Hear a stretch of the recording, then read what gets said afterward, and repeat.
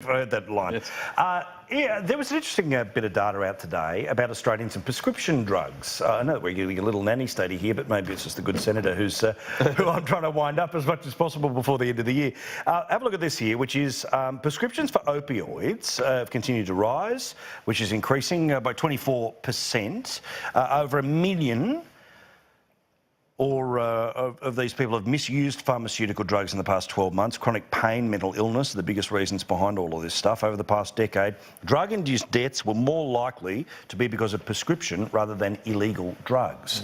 Government report comes out today. Hugh, this is, you know, in parts of the United States, this is a big part of the debate and sort of swirls around political primaries, presidential elections. In Australia, not so. Yeah, it will become more and more, the opioid use. I mean, the fact that more people have died in relation because of drug problems from overdoses, etc., than have been killed on the roads in Australia in the last 12 months. That's pretty horrific. Now, if you look at the US, they are dealing with a massive problem in regards to opioids, and we are now beginning to feel that as well. You know, there are laws coming in the new year, as you know, in regards to over-the-counter prescriptions and stuff like that, and that's going to have all kinds of effects. But I don't think it's going to solve the problem. No. It needs a lot more than basically what we've got at the moment, and we need a strategy to deal with it because it is going to be a problem more and more so in Australia. I don't agree with what's being done with regard to codeine. I think there is a proper use of codeine within the community generally. Most people use it sensibly, whether it's a toothache, whether it's people who are living in regional areas who can't go into a doctor and get it when they need it. And it strikes me, honestly, as a push that says this is another medical problem and you have to come and get a prescription, which meant there's another payment to the doctors on the statement. Now, I'm not accusing all doctors of being like that at all, but it just doesn't look right. What's the Libertarian position when there is a problem like more people dying from legal drug misuse rather than illegal drug misuse? What is the Libertarian response supposed to be from the state, from the community? Well, first of all, you don't deal collectively with anybody. Correct. So banning or prohibiting codeine except via prescription is a collective response to what's arguably a problem. I'm very suspicious that we now seem to have a problem after there's been a problem identified in America. I'm very, very suspicious that we don't have a problem. It's just been imported because it's convenient. But anyway, the issue is dealt with individually. We are all individuals, right, as the Life of Ryan said, and we deal with them one by one.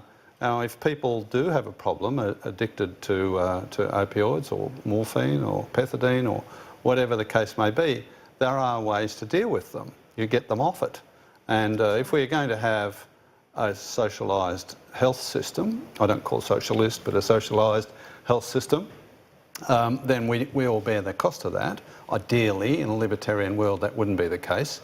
You would bear the cost of your own choices. If you're misusing drugs and that ends up costing you money to get off them, well, you bear the price of that. Well, the thing is that we need real-time monitoring.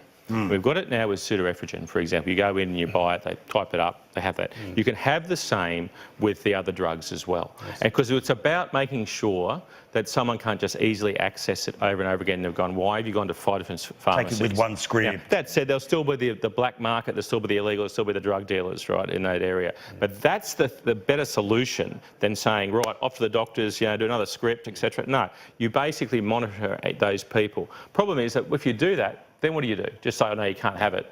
I mean, where is it go? Where's the addiction issues here you can try and deal with? I just don't think codeine is in that category at all. What David said about collectivism is absolutely correct.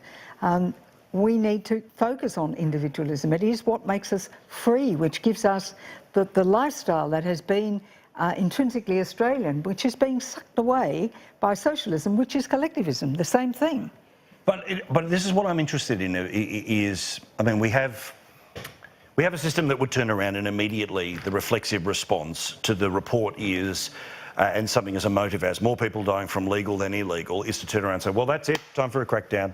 Well, but that's also because it feels like, and be it either the media structure or whatever, is that This is an easy solution to sell to people to say we're doing something. So everyone in the system gets to say, Rather than actually doing I'm doing something. But it also takes your mind off what is a real problem, and that is the use of ice.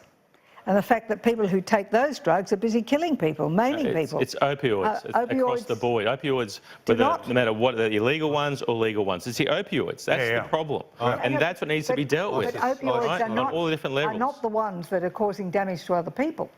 It's ice. Oh, yes, they are. Yeah, no, across the board, there is that ice issue. You're absolutely right, Bronwyn. Absolutely. But it's part of a bigger issue in regards to legal and illegal drugs. But you're absolutely right. There is an issue. Absolutely. And if you look at the statistics, there are more people hospitalised through the use of illegal drugs with car accidents than there are people with alcohol.